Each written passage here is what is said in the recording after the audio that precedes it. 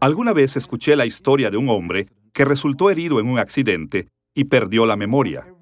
Olvidó cada detalle de su vida, su nombre, sus amigos, incluso su familia. Le tomó meses recuperarse de sus heridas.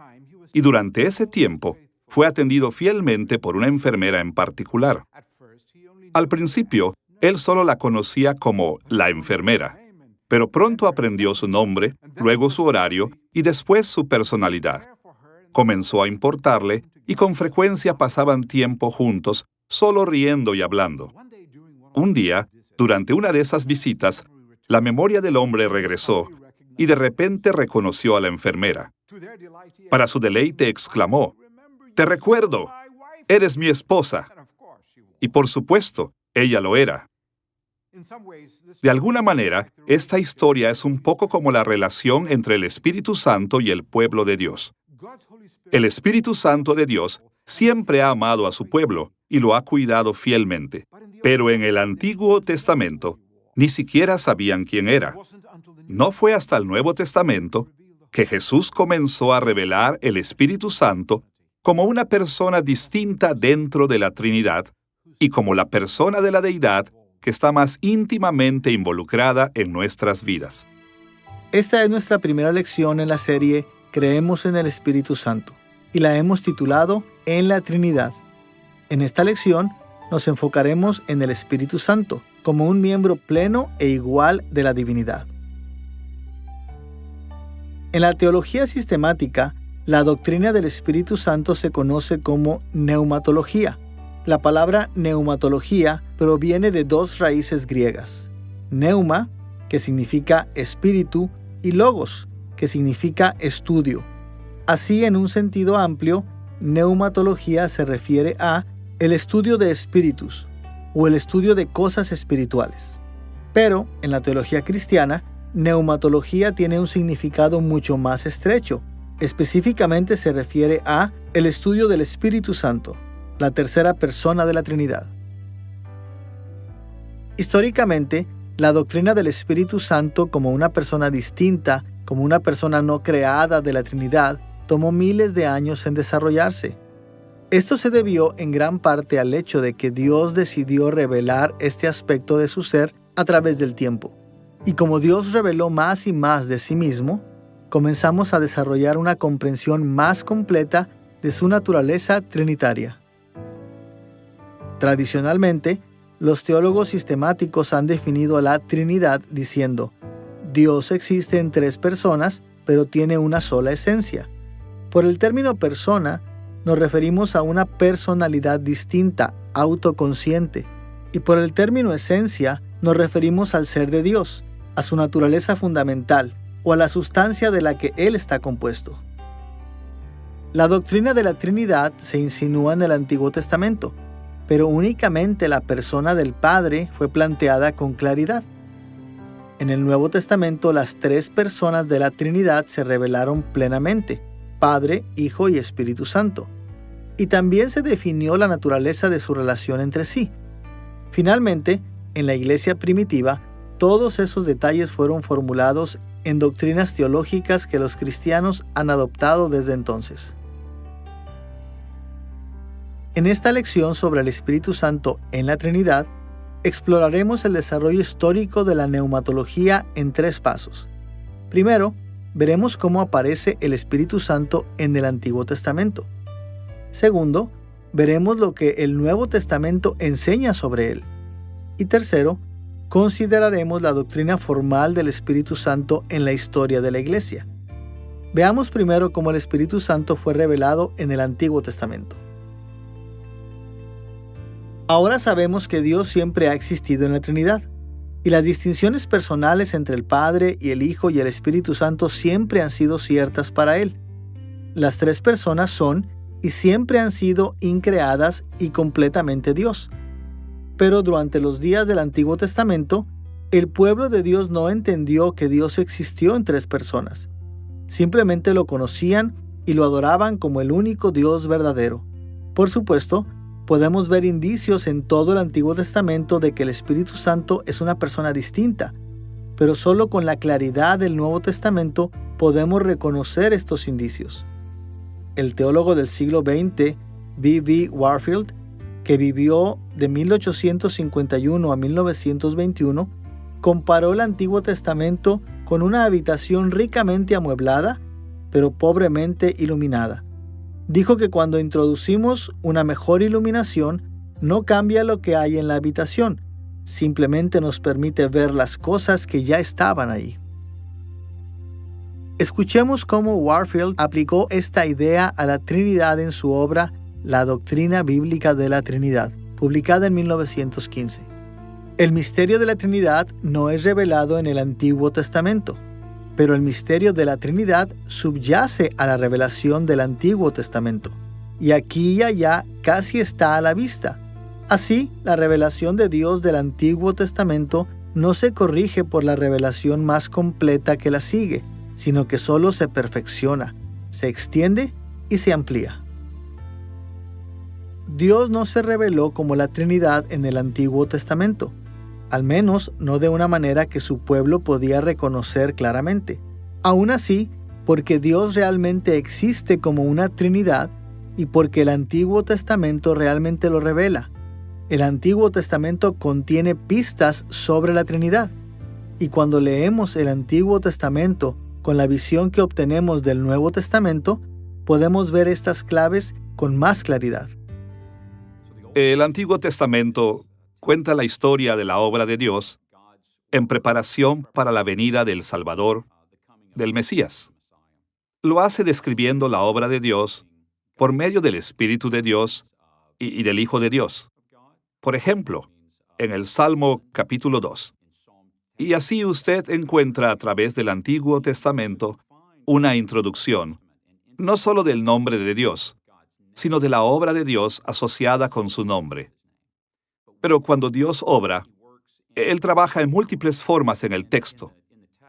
El lenguaje de Dios es múltiple, en donde hay más de una identificación de cómo se está realizando esta obra, ya sea por medio de su Hijo, o por medio de su palabra en el Salmo 33, o por medio de su Espíritu. Introduce la idea de que hay varias personas en la divinidad, sin tener que ser explícito al respecto.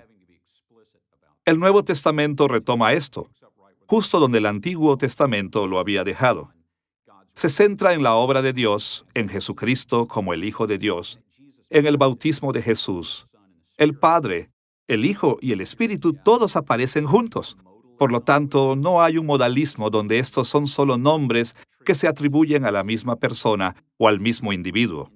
El Padre, el Hijo y el Espíritu son personas distintas. El Nuevo Testamento es capaz de tomar todos los términos y la obra de Dios prometida en el Antiguo Testamento, llevarlos a cabo y cumplirlos, por lo que trabajan juntos introduciendo las ideas, la obra de Dios y el nombre de Dios, así como el Hijo y el Espíritu, y posteriormente, el Nuevo Testamento lo reúne en plenitud para darnos la doctrina de la Trinidad. Hay muchas maneras de investigar al Espíritu Santo en el Antiguo Testamento, pero para nuestros propósitos nos centraremos en las referencias del Antiguo Testamento al Espíritu de Dios y en cómo esas referencias indican la divinidad o deidad del Espíritu y su personalidad. Veamos primero algunas referencias del Antiguo Testamento al Espíritu de Dios.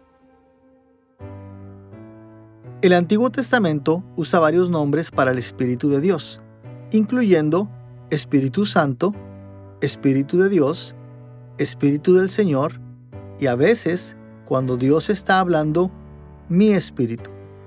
En el Antiguo Testamento, la palabra hebrea que traducimos como Espíritu es Ruach.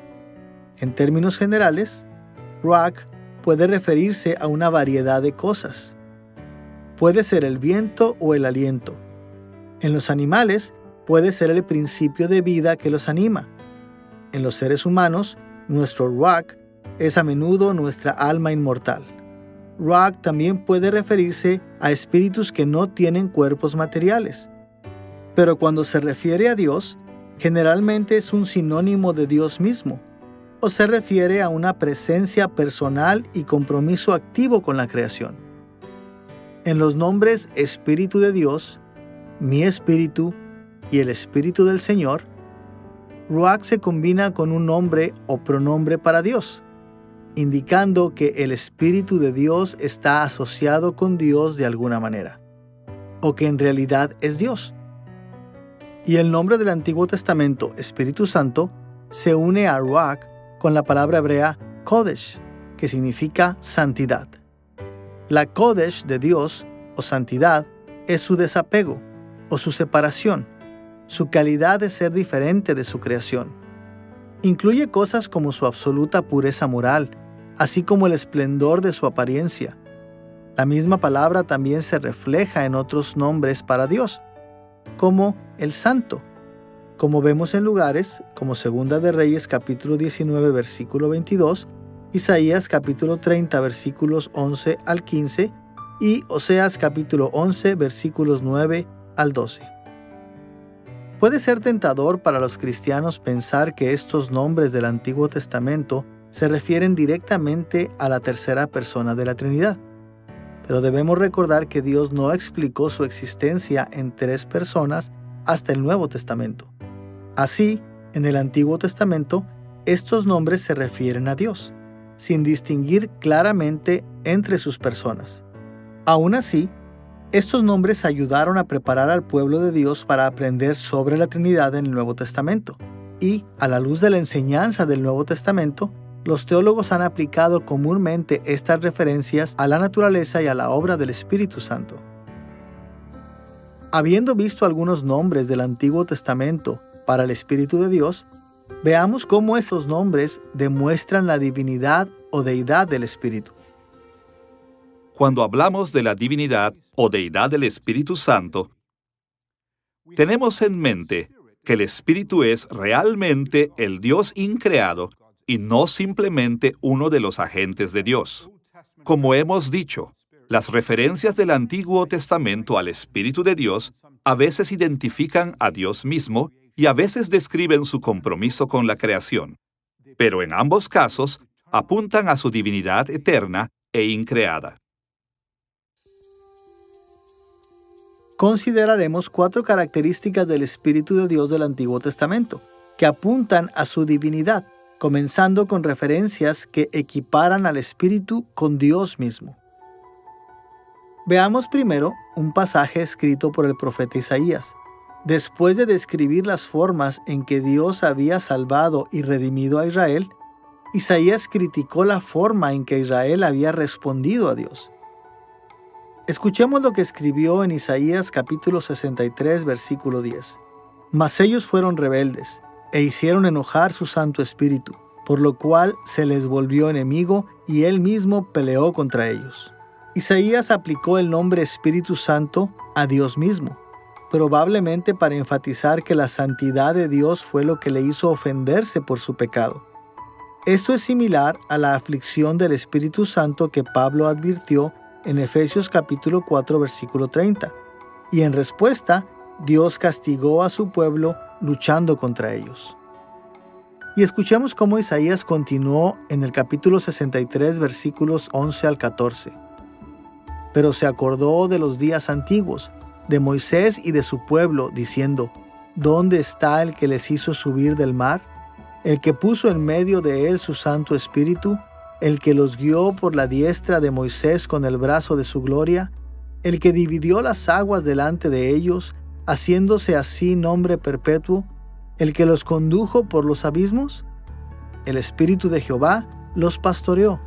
Así pastoreaste a tu pueblo, para hacerte nombre glorioso.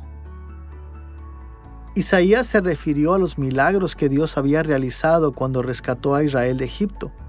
Estos incluían la división del Mar Rojo, permitiendo a los israelitas cruzar ilesos y ahogar al ejército de Faraón. Estos milagros también están registrados en Éxodo capítulos 14 y 15. En Éxodo capítulo 15 versículos 3 al 6, Moisés escribió: Jehová es varón de guerra, Jehová es su nombre. Echó en el mar los carros de Faraón y su ejército. Tu diestra, oh Jehová, ha sido magnificada en poder. Tu diestra, oh Jehová, ha quebrantado al enemigo. Aquí está claro que el Señor mismo realizó estas obras. Así que cuando Isaías las atribuyó al Espíritu Santo de Dios, y al Espíritu del Señor en Isaías capítulo 63, él intentó que su público original interpretara estos nombres como nombres para Dios mismo. Además, cuando Moisés habló de la diestra de Dios ganando la victoria, estaba usando un lenguaje metafórico que comparaba a Dios con un guerrero humano. Y su punto era que Dios mismo había entrado directamente y ganado la batalla. De la misma manera, cuando Isaías más tarde equiparó el Espíritu Santo de Dios al brazo de Dios, él quiso decir que Dios mismo estaba invisible como un guerrero que luchaba en nombre de su pueblo. Algo similar es a menudo cierto acerca del nombre Espíritu de Dios. Por ejemplo, en Génesis capítulo 1, versículo 2, el Espíritu de Dios flotó sobre las aguas en la creación. En Job capítulo 33, versículo 4, el Espíritu de Dios es el creador de los seres humanos. Y en Salmos capítulo 106, versículos 32 y 33, Él es Dios, el Señor, contra el cual los israelitas se rebelaron y murmuraron en Meribá. En estos y muchos otros lugares, el contexto identifica o equipara al Espíritu de Dios con Dios mismo. A través de las actividades del Espíritu Santo que leemos en el Antiguo Testamento, estamos seguros de que Él es Dios. Por ejemplo, su papel en la creación. En Génesis capítulo 1, Moisés nunca escribió que el Espíritu Santo fue creado. Por el contrario, dijo que el Espíritu de Dios estaba flotando sobre las aguas. La idea aquí es que estaba abrazando la creación como un pájaro abraza a sus polluelos, y estaba dando vida y poder a la creación. La misma idea se encuentra en el Salmo 104 cuando dice, «Envías tu Espíritu, son creados». El Espíritu Santo tiene la capacidad de crear.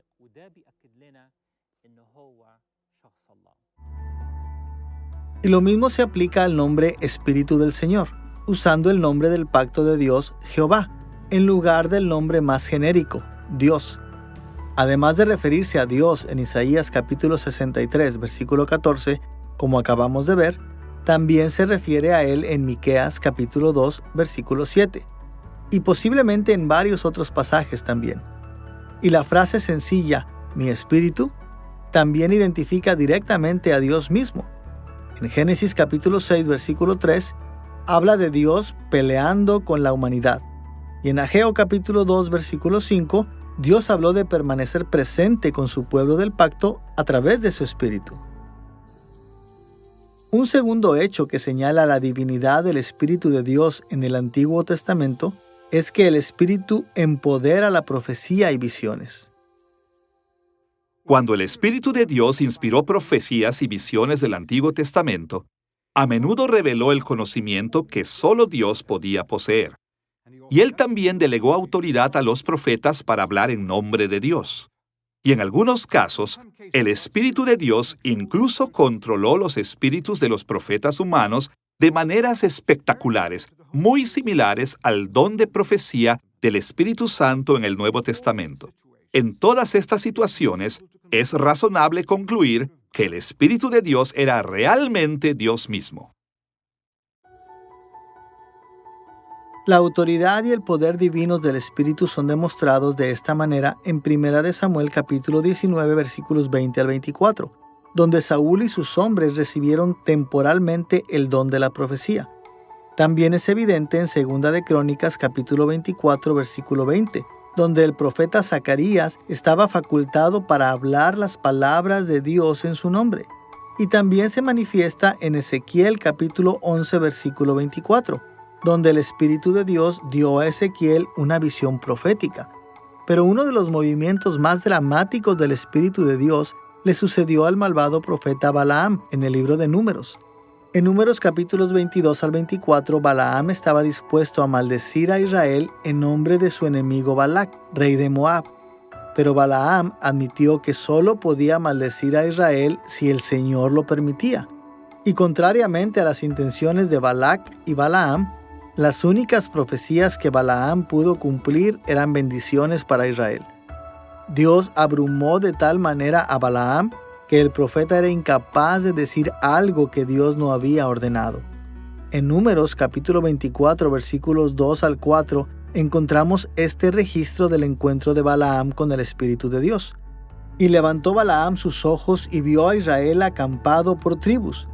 Y vino sobre él el Espíritu de Dios, y comenzando su profecía dijo: Oráculo de Balaam, hijo de Beor, y oráculo del hombre de ojos abiertos, oráculo del que escucha las palabras de Dios, del que ve la visión del Todopoderoso, caído, pero con los ojos descubiertos.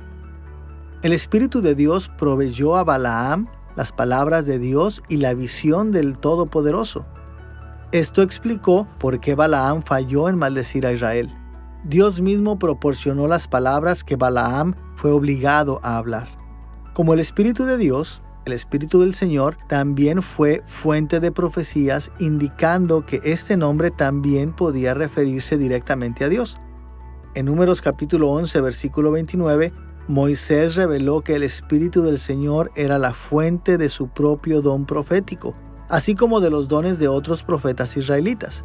En Ezequiel capítulo 11, versículo 5, el Espíritu del Señor puso las palabras de Dios en la boca del profeta Ezequiel.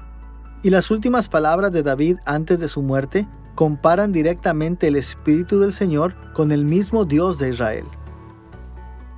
Escuchemos lo que dijo David en 2 de Samuel capítulo 23 versículos 2 y 3. El Espíritu del Señor habló por mí, y su palabra estuvo en mi lengua. Dijo el Dios de Israel, me habló la roca de Israel. Aquí el paralelismo de la poesía de David sugiere que el Espíritu del Señor y el Dios de Israel son uno y el mismo. Finalmente, Dios mismo usó el nombre Mi Espíritu para describir el derramamiento del don espiritual de profecía sobre todo su pueblo durante los últimos días. En Joel capítulo 2 versículos 28 y 29 Dios dijo: Derramaré mi espíritu sobre toda carne, y profetizarán vuestros hijos y vuestras hijas. Vuestros ancianos soñarán sueños, y vuestros jóvenes verán visiones. Y también sobre los siervos y sobre las siervas derramaré mi espíritu en aquellos días. En Hechos capítulo 2 versículos 1 al 29, el apóstol Pedro enseñó que esta profecía se cumplió cuando Dios derramó el Espíritu Santo en la iglesia en Pentecostés. En otras palabras, la referencia del Antiguo Testamento de Joel al Espíritu de Dios se refiere en última instancia a la persona del Espíritu Santo. Una vez más, esto no significa que la profecía de Joel declaró explícitamente la existencia de la tercera persona de la Trinidad, pero sí significa que el Espíritu en la profecía de Joel no era otro que Dios mismo. La tercera característica del Antiguo Testamento que apunta a la divinidad o deidad del Espíritu de Dios es que Él impartió habilidad especial y conocimiento para seleccionar a los seres humanos. En el Antiguo Testamento, el Espíritu de Dios sobrenaturalmente dotó a ciertos seres humanos para que desempeñaran tareas ministeriales. Por ejemplo, en Éxodo capítulo 31, versículo 3 y capítulo 35, versículo 31, Dios llenó a los artesanos Bezalel y Aholiab con su espíritu para que pudieran elaborar el tabernáculo y sus muebles.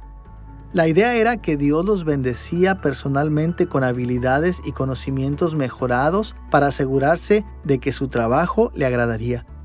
Esto era particularmente importante porque, según Éxodo capítulo 25, versículos 9 y 40, los artesanos debían modelar el tabernáculo terrenal imitando al celestial. Por lo tanto, tenían que tener suficiente habilidad y conocimiento de todas las artes necesarias para completar esa tarea, como trabajar el metal, la madera, cortar la piedra, bordado, arte y cualquier otra manualidad necesaria para construir el tabernáculo. Un paralelo a este tipo de dones se puede ver en los dones espirituales que el Espíritu Santo proveyó a la iglesia en el Nuevo Testamento, como en Romanos capítulo 12, 1 Corintios capítulo 12 y Efesios capítulo 4. Y así como los dones son provistos por el Espíritu Santo divino en el Nuevo Testamento, también fueron provistos por el Espíritu Divino de Dios en el Antiguo Testamento. La cuarta manera de ver la divinidad o deidad del Espíritu de Dios en el Antiguo Testamento está en la unción y empoderamiento del espíritu de los reyes y otros líderes entre el pueblo del pacto de Dios. Cuando el Espíritu de Dios ungió reyes, actuó como soberano o gran emperador del pacto para delegar autoridad a un rey vasallo o sirviente. En la estructura del pacto, Dios mismo gobernó sobre todo, y Él nombró reyes menores para gobernar porciones de su reino en su favor. Por lo tanto, Saúl y David eran reyes sobre Israel, la nación al servicio de Dios. Ellos gobernaban en nombre de Dios y estaban completamente bajo su autoridad. Por eso, en Primera de Crónicas capítulo 29, versículo 23, se habla del trono de David como el trono del Señor. Así, cuando el Espíritu de Dios ungió reyes, estaba ejerciendo la autoridad que pertenecía a Dios mismo. Y esto indica que el Espíritu era Dios. La mayoría de las referencias del Antiguo Testamento a este tipo de unción y dones se refieren al Espíritu como el Espíritu del Señor, utilizando su nombre del pacto Jehová. Esto probablemente fue para enfatizar el carácter de la relación de pacto de estos oficios, los cuales reportaron directamente a Dios como su soberano. Un ejemplo de esto se puede encontrar en el traslado de esta unción del primer rey de Israel, Saúl, a su sucesor David. Como leemos en 1 de Samuel capítulo 16, versículos 13 y 14. Samuel tomó el cuerno del aceite y lo ungió a David en medio de sus hermanos. Y desde aquel día en adelante, el Espíritu de Jehová vino sobre David. El Espíritu de Jehová se apartó de Saúl. David recibió el Espíritu Santo cuando fue ungido como rey, aunque aún no había ascendido al trono de Israel. Del mismo modo, Saúl perdió la bendición sobrenatural y el don del Espíritu Santo, aunque todavía gobernaba como rey. Más tarde, después de que David pecó con Betsabé, David temió que le ocurriera lo mismo. Así, en Salmo 51, versículo 11, pidió mantener el Espíritu Santo de Dios. No estaba pidiendo mantener el trono. Esperaba poder mantenerlo tal como Saúl lo había mantenido incluso cuando pecó. En su lugar, David pidió mantener la poderosa presencia de Dios que le permitió llevar a cabo la voluntad real de Dios. El Nuevo Testamento ilumina la actividad del Espíritu en el relato del bautismo y la unción de Jesús para su oficio de Mesías o Cristo. Este relato está registrado en Mateo capítulo 3, versículos 14 al 17, Marcos capítulo 1, versículos 9 al 11 y en Lucas capítulo 3, versículos 21 y 22. En todos estos relatos, el bautismo de Jesús lo preparó para el ministerio. El Espíritu Santo descendió sobre él corporalmente en forma de paloma, y el Padre habló desde el cielo para confirmar que estaba complacido con Jesús. Sin duda, el Espíritu de Dios en el bautismo de Jesús es la tercera persona de la Trinidad. Y esto nos ayuda a ver que el mismo Espíritu Santo realizó la misma función en el Antiguo Testamento. Por supuesto, las audiencias originales del Antiguo Testamento no habrían interpretado que esto significaba que el Espíritu del Señor era una persona distinta dentro de la deidad. Sin embargo, deberían haber sido capaces de ver que cuando el Espíritu ungía y daba dones a la gente, significaba que Dios mismo estaba interactuando con el mundo. Vemos esto en la unción de Saúl, en 1 de Samuel capítulo 10, versículo 6, y en el don de David para gobernar como rey, en Isaías capítulo 11, versículo 2. También es evidente en los dones de Miqueas para su cargo de profeta, en Miqueas capítulo 3, versículo 8, y el Espíritu del Señor nombró y facultó a los jueces de Israel en todo el libro de Jueces. Él vino sobre Otoniel en capítulo 3, versículo 10, Gedeón en capítulo 6, versículo 34, Jefté en capítulo 11, versículo 29, y Sansón en capítulo 13, versículo 25, capítulo 14, versículos 6 y 19, y capítulo 15, versículo 14. El Antiguo Testamento sugiere que el Espíritu es Dios sin nombrarlo explícitamente. Cuando leemos en Génesis capítulo 1, versículo 2, tenemos al Espíritu de Elohim flotando sobre las aguas o la creación. Esto parece ambiguo, pero en el Salmo 104 el salmista dice que el Espíritu es el que da vida a la creación. Posteriormente pasamos a Ezequiel 36, un extraño pasaje dentro de la promesa de Dios de un nuevo pacto. Dios dice a su pueblo: voy a poner mi espíritu en ti y voy a moverte para que quieras seguir y hacer mis decretos. Lo que esto significa es que el espíritu en ellos va a crear una nueva clase de personas que no se inclinan hacia la desobediencia, sino hacia la obediencia. Y así, cuando pensamos qué hace el Espíritu en el Antiguo Testamento, el Espíritu es único. Una de las cosas básicas que hace es dar vida.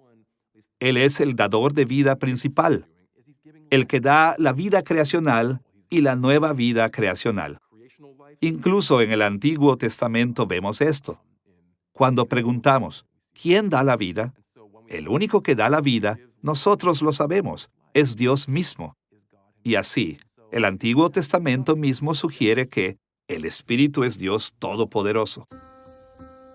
Hasta ahora, hemos considerado cómo la doctrina de la neumatología se desarrolló en el Antiguo Testamento, centrándose en las referencias al Espíritu de Dios y a la divinidad o deidad del Espíritu.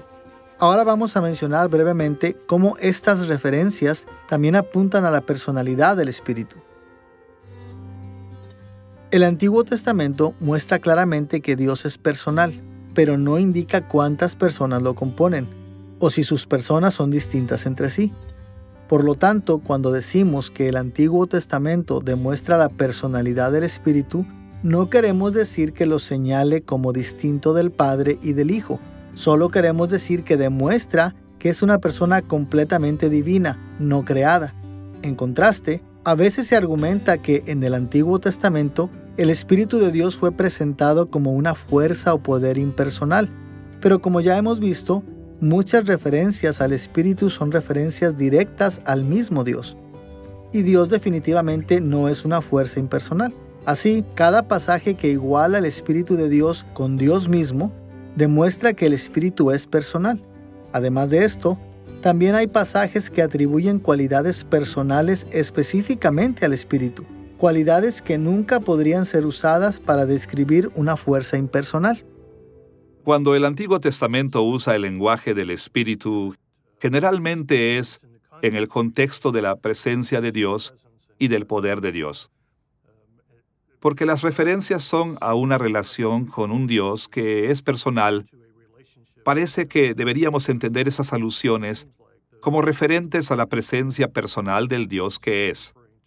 Que aunque sea posible leer sin conexión y leer esos textos de manera individualista y aislada del testimonio general de las Escrituras, creo que si nos fijamos en el canon del Antiguo Testamento como un todo y vemos la obra del Espíritu relacionada con el empoderamiento de Dios mismo, que al menos la implicación a esto es el Espíritu de Dios que es una persona. A medida que avanzamos hacia el Nuevo Testamento, queda claro y explícito que la tercera persona de la divinidad es una persona como el Padre y el Hijo. El Antiguo Testamento señala la personalidad del Espíritu de Dios en muchas maneras, pero por cuestiones de tiempo veremos solo 4 maneras, comenzando con cómo el Antiguo Testamento llama la atención a las emociones del Espíritu. Como sabemos, las fuerzas impersonales no exhiben emociones, solo las personas lo hacen. En nuestras propias vidas experimentamos dolor, ira, alegría y muchas otras emociones. Y las Escrituras describen al Espíritu Santo de manera similar. Por ejemplo, Isaías escribió que la rebelión de Israel contra Dios entristeció al Espíritu Santo. Escuchemos nuevamente lo que Isaías escribió en Isaías capítulo 63, versículo 10. Mas ellos fueron rebeldes e hicieron enojar su Santo Espíritu, por lo cual se les volvió enemigo y él mismo peleó contra ellos. Del mismo modo, versículos como Miqueas capítulo 2, versículo 7, plantean la posibilidad de que el Espíritu del Señor puede estar enojado. Segundo, vemos la personalidad del Espíritu en pasajes que hablan de él participando activamente y relacionándose con la humanidad. Por ejemplo, en la historia del diluvio de los días de Noé, Génesis capítulo 6, versículo 3, habla del Espíritu de Dios contendiendo o luchando contra la humanidad. Esta contienda era personal porque implicaba evaluar y responder inteligentemente al pecado de la humanidad. Incluso puede haber una sugerencia de que el Espíritu de Dios inundó el mundo solo después de que su paciencia se había agotado. Las fuerzas impersonales no contienden con nosotros, no responden con inteligencia, ni demuestran paciencia. Para que el Espíritu realice estas cosas, Él tenía que ser una persona. Tercero, la personalidad del Espíritu se demuestra por la respuesta de la gente a su autoridad. Como un ejemplo, Éxodo capítulo 17, versículos 1 al 7, registra la rebelión del pueblo en las aguas de Meribá. En este relato, el pueblo se quejó con Moisés de que no había agua para beber, y pusieron al Señor a prueba. Salmo 106, versículo 33, recuerda este mismo acontecimiento diciendo que el pueblo se rebeló contra el Espíritu de Dios. Ahora, por supuesto, la gente puede rebelarse contra leyes e instituciones impersonales. Pero cuando el Salmo 106 dice que el pueblo se rebeló contra el Espíritu de Dios, significa que se rebelaron contra el Señor que tenía autoridad sobre ellos, no solo contra sus reglas. Y cuarto, la personalidad del Espíritu también está indicada en lugares donde se muestra que está hablando de su propia voluntad y haciendo elecciones sobre lo que los profetas deben de decir en su nombre. Por ejemplo, en 2 Samuel capítulo 23, versículo 2, David afirmó que el Espíritu del Señor habló a través de él. Es decir, David estaba dando voz a lo que el Espíritu quería que dijera. Del mismo modo, en Ezequiel capítulo 11, versículo 5, el Espíritu del Señor habló al profeta Ezequiel y le dijo qué decirle a su pueblo. Una vez más, las fuerzas impersonales no tienen conversaciones, ni mucho menos ideas que quieren expresar. Solo las personas lo hacen. Como hemos dicho antes, pasajes como estos no revelan al Espíritu Santo como una persona distinta dentro de la deidad, pero sí demuestran que el Espíritu de Dios es una persona divina y no simplemente una fuerza. En muchos lugares del Antiguo Testamento, el Espíritu de Dios es a la vez plenamente Dios y completamente personal. Pero estos pasajes no se refieren específicamente a ninguna de las personas de Dios. Después de todo, la existencia de Dios en tres personas no fue revelada hasta el Nuevo Testamento, pero este a menudo identifica a la tercera persona de la Trinidad con el Espíritu de Dios en el Antiguo Testamento. Como cristianos, es correcto para nosotros concluir que estas referencias presagian la revelación del Espíritu Santo como miembro pleno de la Trinidad. Ahora que hemos considerado el Espíritu Santo en la Trinidad desde la perspectiva del Antiguo Testamento, vayamos a una mayor revelación de Dios en el Nuevo Testamento. El Nuevo Testamento se refiere comúnmente al Espíritu Santo de maneras que hacen eco al Antiguo Testamento. Por ejemplo, usa la palabra griega pneuma, que significa espíritu, de la misma manera que el Antiguo Testamento utiliza ruach.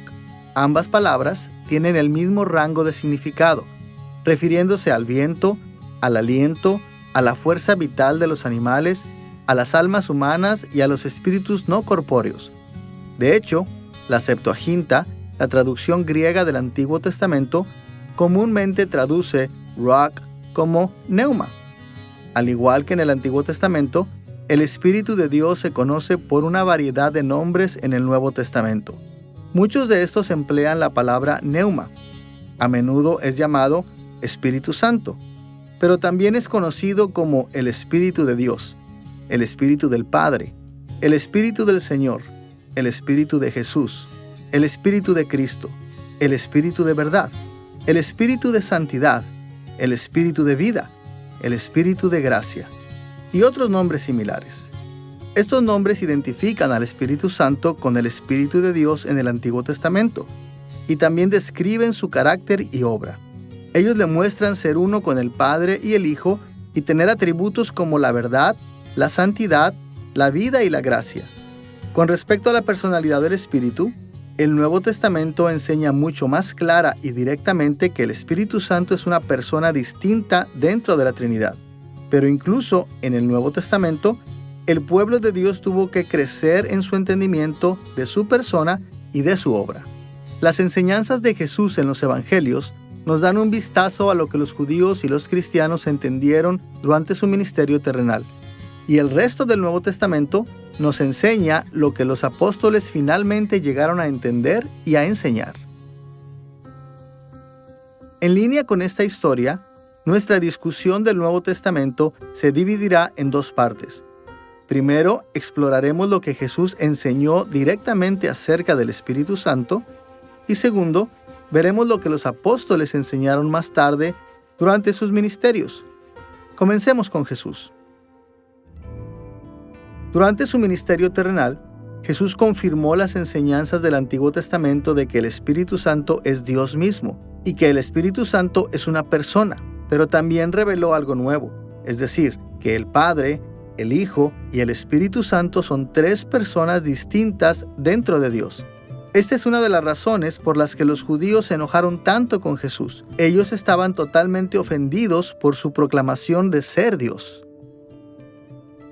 Como Juan comentó en Juan capítulo 5, versículo 18, por esto los judíos aún más procuraban matarle, porque no solo quebrantaba el día de reposo, sino que también decía que Dios era su propio Padre, haciéndose igual a Dios. Los judíos asumieron erróneamente que Jesús no podía ser Dios porque el Padre en el cielo ya era Dios. Ellos habían comprendido correctamente que solo hay un Dios verdadero, pero erróneamente habían deducido que Dios existía como una sola persona. Esta es probablemente la razón por la que los judíos no se enojaron cuando Jesús identificó al Espíritu Santo como una persona. Debieron asumir, por muy erróneo que fuera, que Jesús se refería simplemente a Dios como el Espíritu Santo. Vemos esto en Mateo capítulo 12 y Marcos capítulo 3, donde Jesús explicó su poder de exorcismo.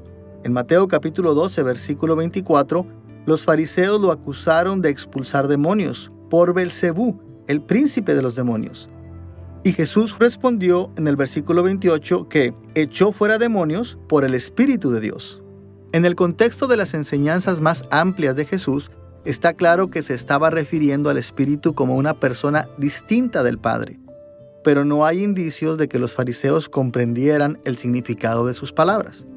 En sus discusiones privadas con sus seguidores, Jesús fue aún más directo. Sus enseñanzas más completas sobre la personalidad distinta del Espíritu Santo pueden encontrarse en Juan capítulos 14 al 16. Estos capítulos son parte del discurso de despedida de Jesús. Sus palabras finales a los 11 apóstoles fieles que estaban destinados a ser preparados para su muerte. En Juan capítulo 14, versículos 16 y 17, Jesús dijo: «Y yo rogaré al Padre, y os dará otro Consolador, para que esté con vosotros para siempre, el Espíritu de verdad, al cual el mundo no puede recibir porque no le ve ni le conoce, pero vosotros le conocéis, porque mora con vosotros y estará en vosotros». Los judíos incrédulos, al igual que el resto del mundo, no sabían que el Espíritu Santo era una persona distinta del Padre, pero los apóstoles ya habían aprendido que la persona del Espíritu Santo era distinta de Jesús. Y Jesús continuó llamando la atención a la personalidad distinta del Espíritu a lo largo de su discurso de despedida.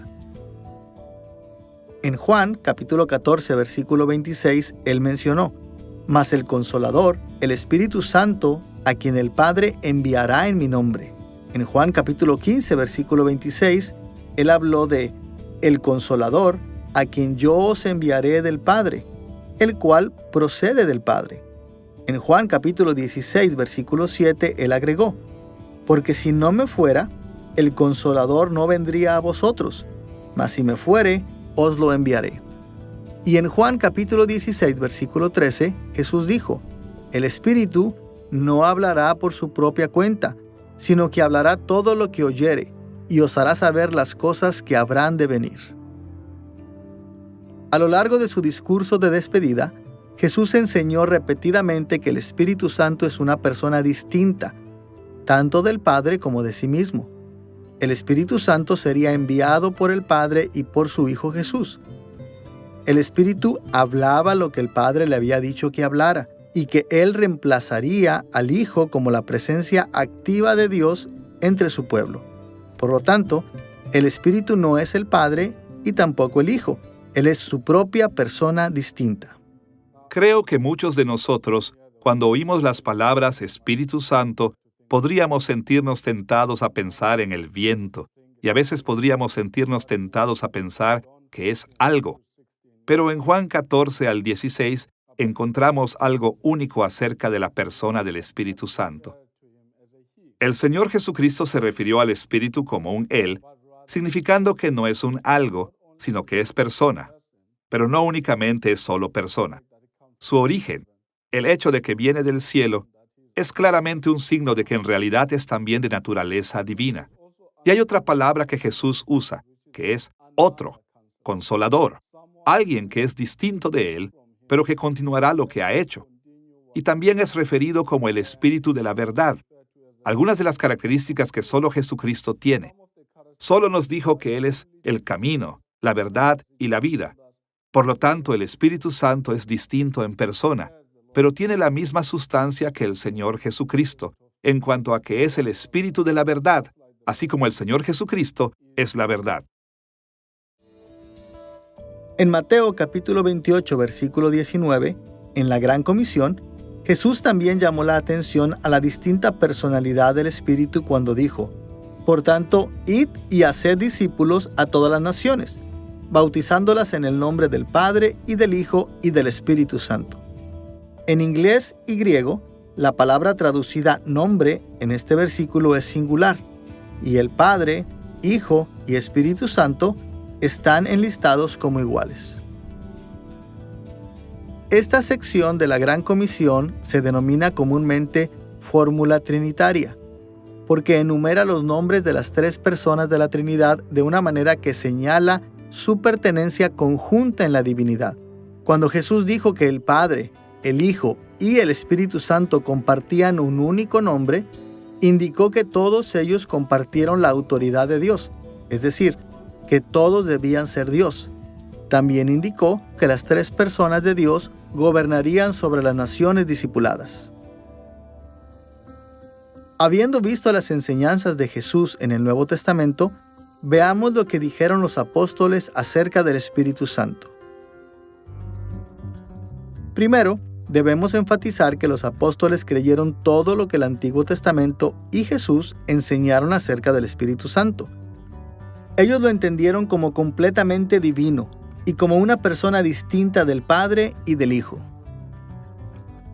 Como un solo ejemplo, escuchemos las palabras de Pedro en Hechos capítulo 5 versículos 3 y 4. Después de que Ananías y su esposa Zafira mintieron acerca de un regalo monetario a la iglesia primitiva, Pedro les dijo: Ananías, ¿por qué llenó Satanás tu corazón para que mintieses al Espíritu Santo? No has mentido a los hombres, sino a Dios. Pedro dijo que al mentir al Espíritu Santo estaba mintiendo a Dios, probando que el Espíritu Santo es Dios mismo. Además, el mismo hecho de que Ananías fue capaz de mentir al Espíritu Santo demuestra que el Espíritu Santo es una persona. Y en 2 Corintios capítulo 13, versículo 14, Pablo afirmó la divinidad del Espíritu Santo y la personalidad distinta cuando terminó su carta de esta manera: La gracia del Señor Jesucristo, el amor de Dios y la comunión del Espíritu Santo sean con todos vosotros. Pablo expresó una comprensión trinitaria de Dios, mencionando a las tres personas en igualdad de condiciones, tanto en términos del honor como de los atributos que Él les atribuyó. Similarmente, en 1 de Pedro capítulo 1 versículos 1 y 2, Pedro describió a los creyentes como elegidos según la presciencia de Dios Padre en santificación del Espíritu, para obedecer y ser rociados con la sangre de Jesucristo. Estas fórmulas trinitarias se asemejan a la que Jesús usó en la Gran Comisión. Ellos testifican que el Padre, el Espíritu y el Hijo Jesucristo son todos igualmente Dios, compartiendo el mismo poder y la misma gloria, y que son todas personas distintas. Y los apóstoles también afirmaron la completa divinidad y personalidad del Espíritu en muchas otras formas. Le atribuían cualidades personales como el pensamiento y las emociones. Por ejemplo, en Hechos capítulo 15, versículo 28, el Espíritu Santo determinó cómo la ley del Antiguo Testamento se aplicaba a los gentiles. Romanos capítulo 5, versículo 5 habla de su amor. Y Efesios capítulo 4, versículo 30 menciona su tristeza. Los apóstoles también hablaron de él realizando acciones intencionales, como interceder por la iglesia en Romanos capítulo 8, versículos 26 y 27, y distribuir los dones según su propia voluntad, en 1 Corintios capítulo 12, versículo 11. Y hablaron de sus atributos divinos incomunicables, atributos que solo Dios puede poseer. Por ejemplo, Pablo describió su omnisciencia en Efesios capítulo 1, versículo 17 y 1 Corintios capítulo 2, versículos 10 y 11, donde dijo que el Espíritu sabe todo lo que Dios sabe. Y Hebreos capítulo 9, versículo 14, llama al Espíritu Santo el Espíritu Eterno, indicando que existió incluso antes de la creación y que su existencia continua es eterna e inmutable. Pero una de las formas más frecuentes en que los apóstoles testificaron al Espíritu Santo como miembro de la Trinidad fue atribuirle la inspiración y autoría de las Escrituras del Antiguo Testamento. En Hechos capítulo 1, versículo 16, Pedro se refirió a la Escritura en que el Espíritu Santo habló antes por boca de David. En Hechos capítulo 28, versículos 25, Pablo dijo: bien habló el Espíritu Santo por medio del profeta Isaías a nuestros padres. En 2 de Pedro, capítulo 1, versículos 20 y 21, Pedro proporcionó el resumen más completo en las Escrituras de la obra del Espíritu en la autoría de la Escritura, diciendo: ninguna profecía de la Escritura es de interpretación privada, porque nunca la profecía fue traída por voluntad humana, sino que los santos hombres de Dios hablaron siendo inspirados por el Espíritu Santo. La personalidad y la deidad del Espíritu Santo a través de la inspiración de la Escritura es fascinante. Estamos hablando de la palabra de Dios y sin embargo a menudo es a través del Espíritu que la palabra de Dios nos es dada. Repetidamente oímos la palabra del Señor o el Espíritu dijo, o David dijo, o Moisés dijo, y estos están alineados. Esta es una de las funciones primarias del Espíritu. La palabra de Dios es la palabra del Espíritu y la palabra del Espíritu es la palabra de Dios. Más allá de esto, la comprensión de los apóstoles de la completa divinidad y la personalidad del Espíritu Santo se afirmó cuando el Espíritu finalmente fue derramado en la iglesia, tal como Jesús lo había prometido. Hechos capítulo 2 registra que en el primer Pentecostés, después de que Jesús ascendió al cielo, toda la iglesia recibió el don del Espíritu Santo de una manera espectacular. Lo que parecían ser lenguas de fuego descendieron sobre ellos y hablaban el Evangelio en todos los idiomas. Y desde este punto en adelante, los apóstoles fueron dotados de maneras que demostraron el poder de Dios sobre toda la creación. Fueron capacitados para sanar a los enfermos, resucitar a los muertos y realizar muchos otros milagros que testificaban de la verdad del poder y del favor divino del Espíritu Santo.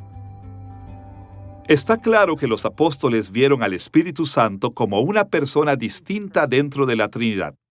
Ellos reconocieron que esta verdad fue insinuada en el Antiguo Testamento y comprendieron que Jesús también lo había revelado.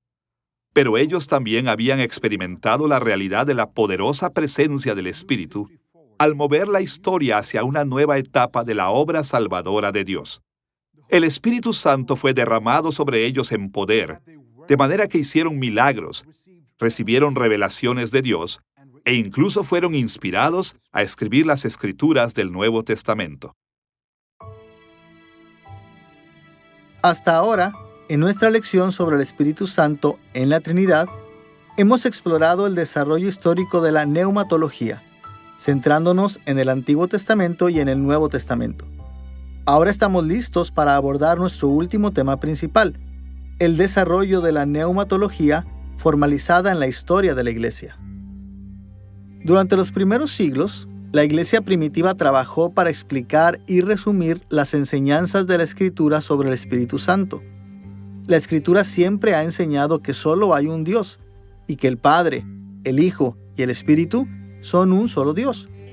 Pero esto es obviamente una idea compleja y misteriosa. Por lo tanto, los cristianos a menudo no están de acuerdo sobre cómo explicarla y definirla.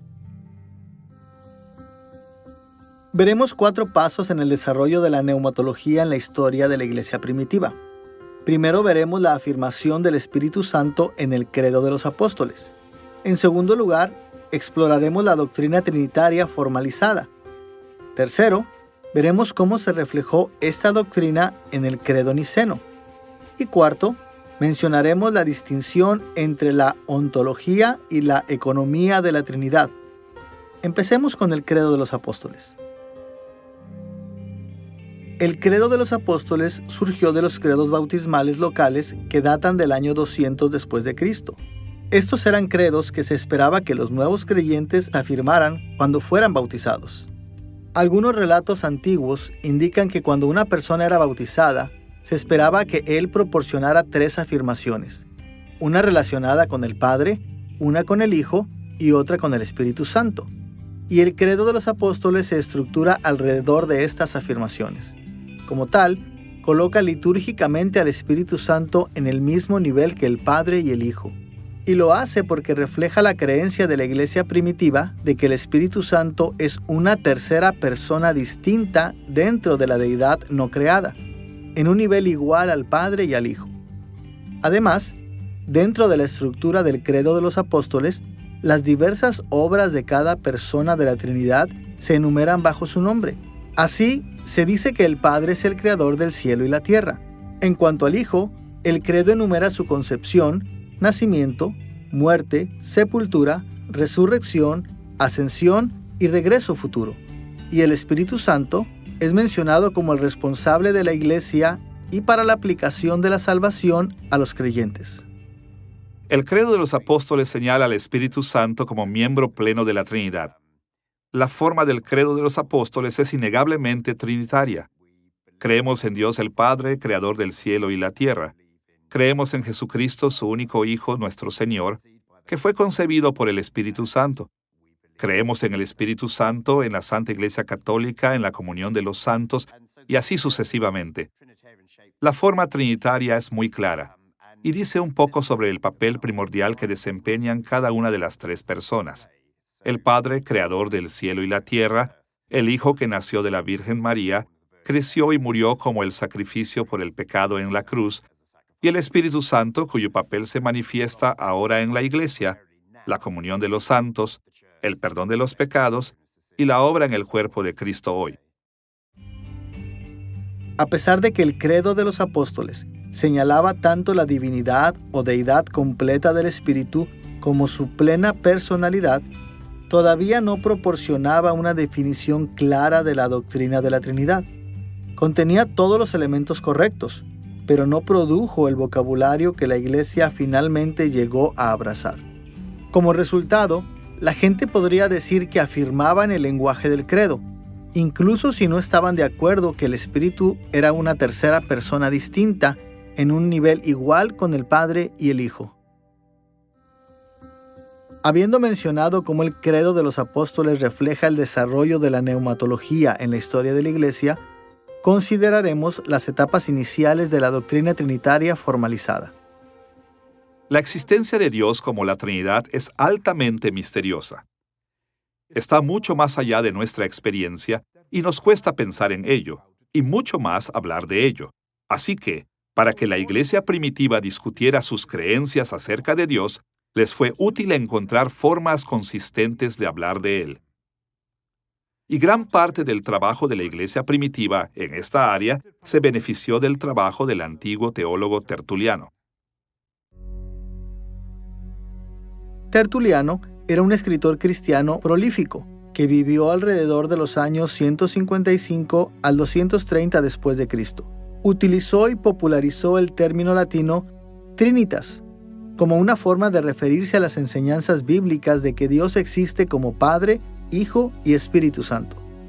Trinitas puede traducirse tres o triada, pero cuando se refiere a la divinidad, lo traducimos como Trinidad. Tertuliano también usó la palabra latina persona, que se traduce persona, para referirse a las distintas personas del Padre, Hijo y Espíritu Santo. Y utilizó el latín substantia, que significa sustancia o esencia, para referirse al ser de Dios, que el Padre, el Hijo y el Espíritu Santo comparten en común. Esta es la razón por la cual la definición tradicional de Trinidad dice: Dios tiene tres personas, pero solo una esencia. Por supuesto, la Iglesia no alcanzó esta comprensión de la Trinidad sin dificultad, y en las conversaciones que condujeron a esta definición, el Espíritu Santo estaba a menudo en el centro del debate. Había algunos, como el teólogo del siglo IV Eustacio de Sebaste, que erróneamente creían que el Espíritu Santo no era el Dios autoexistente, ni tampoco un ser creado. E incluso, los credos de la Iglesia no proporcionaron muchos detalles que se esperaban que todos los cristianos afirmaran. Por ejemplo, el credo de los apóstoles simplemente dijo: yo creo en el Espíritu Santo. Y el original credo niceno, escrito en el año 325 después de Cristo por el primer concilio de Nicea, simplemente dijo: creemos en el Espíritu Santo. Como resultado de esta falta de claridad, hubo muchos argumentos sobre los detalles de la doctrina trinitaria. De hecho, se puso tan mal que durante el reinado del emperador romano Constancio II y durante un corto tiempo después de su muerte, muchos en la Iglesia realmente rechazaron el trinitarianismo, al menos en la forma en que lo conocemos hoy. El segundo consejo de Sirmio en el año 351 después de Cristo y el tercer concilio de Sirmio en el año 357 después de Cristo afirmaron lo que se ha llamado la herejía arriana. Esta enseñanza niega la plena pertenencia del Hijo a la divinidad y niega que el Hijo fuera de la misma esencia o sustancia que el Padre. En este punto de la historia, muchas partes de la Iglesia rechazaron ampliamente la misma doctrina trinitaria que habían aceptado previamente como bíblica. Ahora que hemos considerado la neumatología en la historia de la Iglesia, desde el credo de los apóstoles hasta la formalización inicial de la doctrina trinitaria, volvamos nuestra atención al credo niceno. Como ya hemos mencionado, el original credo niceno, escrito en el año 325 después de Cristo, dijo muy poco acerca del Espíritu Santo, pero a la luz de las controversias que surgieron, se celebró otro concilio para debatir y resolver las cuestiones sobre la Trinidad. En el año 381 después de Cristo, se reunió el primer concilio de Constantinopla. Rechazaron las herejías arrianas y defendieron el entendimiento niceno de la Trinidad. También revisaron y expandieron el credo niceno para que ya no pudiera ser afirmado por arianos y otros que negaban la existencia eterna de Dios como tres personas distintas e increadas en una esencia. Con respecto al Espíritu Santo, el credo niceno se expandió para decir: creemos en el Espíritu Santo, Señor y dador de vida, que procede del Padre y del Hijo, que con el Padre y el Hijo recibe una misma adoración y gloria, y que habló por los profetas. Esta versión del credo también es conocido como el credo niceno constantinopolitano, esto con el fin de distinguirlo del credo niceno original. Es probable que este mayor énfasis en el Espíritu Santo fue motivado, al menos en parte, por la obra de Basilio de Cesarea, quien vivió alrededor del año 330 a 379 después de Cristo. El libro de Basilio, titulado De Espíritu Sancto o El Espíritu Santo, tuvo una gran influencia en refutar las creencias de personas como Eustacio, que se negó a reconocer la deidad completa del Espíritu Santo. Basilio también señaló que como el Espíritu Santo era Dios, merecía ser adorado. Las referencias amplias al Espíritu en el credo niceno constituían una forma de adoración desde que el credo se convirtió en parte de la liturgia de la Iglesia, pero también ayudaron a dirigir a la Iglesia de manera más amplia para centrarse en la adoración del Espíritu en el resto de su liturgia y oraciones. Hubo una interesante disputa sobre la adoración del Espíritu Santo en el siglo IV. En su libro sobre el Espíritu Santo, Basilio de Cesarea nos dice que hubo dos liturgias que fueron usadas en su iglesia. La primera liturgia fue la alabanza al Padre a través del Hijo en el Espíritu. Una segunda liturgia fue la alabanza al Padre con el Hijo junto con el Espíritu. Algunos que tenían una orientación arriana objetaron a esta liturgia porque realmente no creyeron que el Espíritu Santo era divino. Pero si, como nos enseña la Escritura, tenemos buenas razones para creer que el Espíritu Santo es divino, entonces es apropiado que le expresemos adoración, doxología y alabemos su verdadera naturaleza. Hasta ahora, hemos considerado el desarrollo de la neumatología en la historia de la Iglesia primitiva en términos del credo de los apóstoles, formalizando la doctrina trinitaria y el credo niceno. Ahora vamos a abordar la distinción entre la ontología y la economía de la Trinidad. A medida que la historia de la Iglesia avanzaba, los teólogos finalmente llegaron a entender la Trinidad desde dos perspectivas diferentes. Comenzaron a hablar tanto de la Trinidad ontológica como de la Trinidad económica. La palabra ontológica se refiere al ser y a la existencia. Así, el término teológico Trinidad ontológica tiene que ver con la existencia del Padre, Hijo y Espíritu Santo dentro de la Trinidad. Desde esta perspectiva, el Espíritu Santo es igual en poder y gloria al Padre y al Hijo, y comparte con ellos todos los atributos divinos de Dios. Como la pregunta y respuesta 4 del Catecismo Menor de Westminster lo señala, las tres personas son infinitas, eternas e inmutables en su ser, sabiduría, poder, santidad, justicia, bondad y verdad. Recordarán que la versión niceno-constantinopolitana del credo niceno dice: creemos en el Espíritu Santo, Señor y dador de vida, que procede del Padre. La Iglesia Occidental posteriormente expandió la versión latina de este credo para añadir la palabra filioque, que significa y el Hijo, al final de esta frase. Por lo tanto, la mayoría de las iglesias en Occidente ahora usan una versión que dice que el Espíritu Santo procede del Padre y del Hijo. Algunos teólogos han entendido que la procedencia del Espíritu Santo es ontológica, es decir, creen que la personalidad del Espíritu es eternamente exhalada del Padre o del Padre y del Hijo. Pero otros han entendido la procedencia del Espíritu como una función de la Trinidad económica. El término teológico, Trinidad económica, se refiere a cómo el Padre, el Hijo y el Espíritu Santo interactúan entre sí, especialmente en lo que se refiere a la creación. Desde esta perspectiva, cada uno tiene diferentes roles y responsabilidades, e incluso una diferente autoridad. Muchas partes de la Escritura sugieren que el Espíritu Santo sirve voluntariamente al Padre y al Hijo. Por ejemplo, fue enviado o dado por el Padre y el Hijo. La Escritura enseña esto en pasajes como Lucas capítulo 11, versículo 13, Juan capítulo 14, versículo 26 y capítulo 15, versículo 26, y Hechos capítulo 2, versículo 33.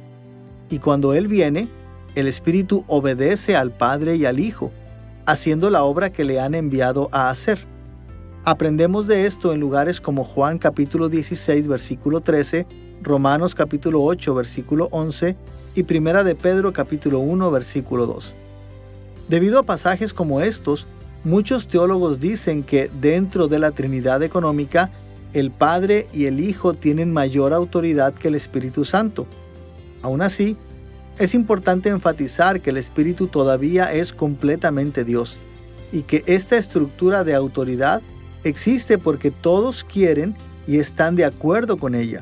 Por lo tanto, el Espíritu Santo no es de ninguna manera inferior al Padre y al Hijo. Es importante reconocer la diferencia entre la Trinidad ontológica y la Trinidad económica.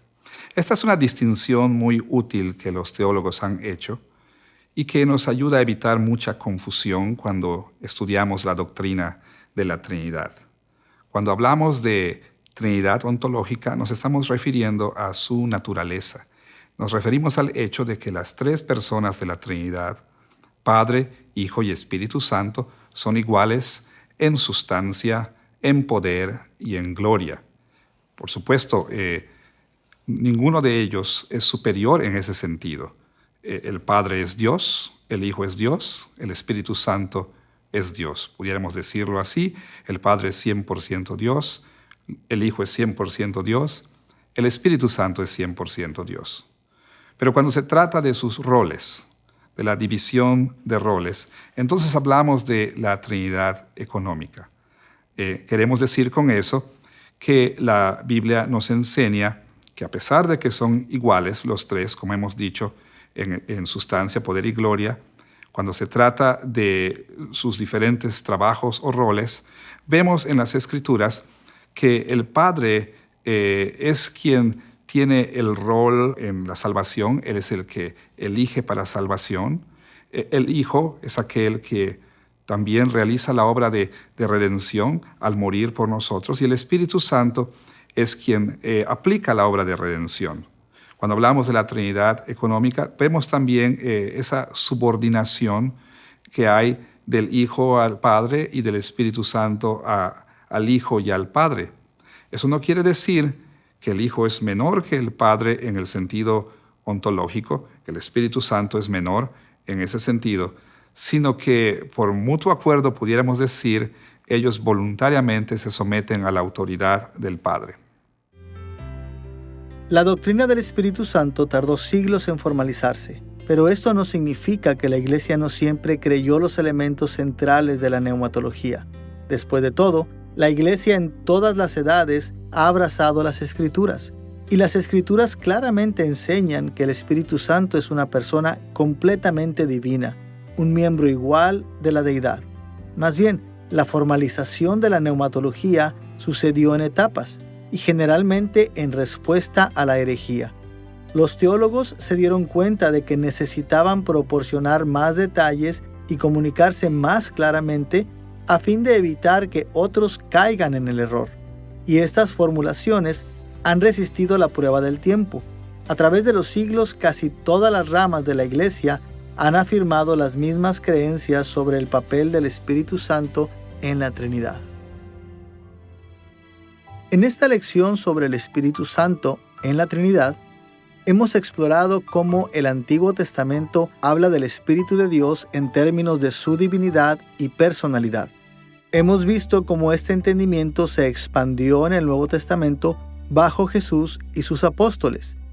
Y hemos estudiado la neumatología en la historia de la Iglesia al considerar el credo de los apóstoles, la formalización de la doctrina trinitaria, el credo niceno y la distinción entre ontología y economía trinitaria. Comprender quién es el Espíritu Santo en la Trinidad es una parte importante de entender su obra en nuestras vidas. Como veremos en futuras lecciones, el Espíritu Santo está más implicado personalmente con nosotros que el Padre y el Hijo. Él habita en nosotros. Confiamos en Él para obtener fortaleza espiritual, para experimentar el perdón de Dios cuando pecamos, para crecer en santidad, para perseverar en la fe, para los dones que nos permiten ministrar a otros y para una multitud de otras bendiciones. Y sabiendo que Él vive en nosotros, es el Espíritu personal y plenamente divino de nuestro Padre, de nuestro Señor y Salvador, nos ayuda a apreciar su ministerio y a cooperar con la obra que está haciendo en nuestras vidas.